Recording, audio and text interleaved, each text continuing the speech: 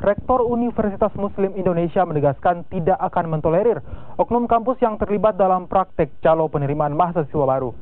Sanksi tegas berupa pemecatan akan diberikan pada oknum yang kedapatan menjadi calo. Hal ini disampaikan Rektor UMI Basri Moding setelah memantau pelaksanaan ujian masuk Universitas Muslim Indonesia di kampus 2 UMI. Basri Moding bahkan siap memecat oknum kampus yang kedapatan menjadi calo penerimaan mahasiswa baru. Hal ini dilakukan lantaran tahun lalu ditemukan oknum kampus yang menjadi calo. Sementara itu, tahun ini Universitas Muslim Indonesia telah menerima 9.000 pendaftar calon mahasiswa baru dan yang mendaftar melalui jalur online sebanyak 40%. Jangan lewat calo, karena itu berbahaya. Seperti yang lalu ada calo, tidak lulus, menumpuk, kita nggak tahu. Itu resikonya. Jadi nanti masyarakat yang korban. Makanya sudah disampaikan dari awal. Internal sendiri, internal kita sampaikan kalau ada pegawai atau siapa itu akan sanksi.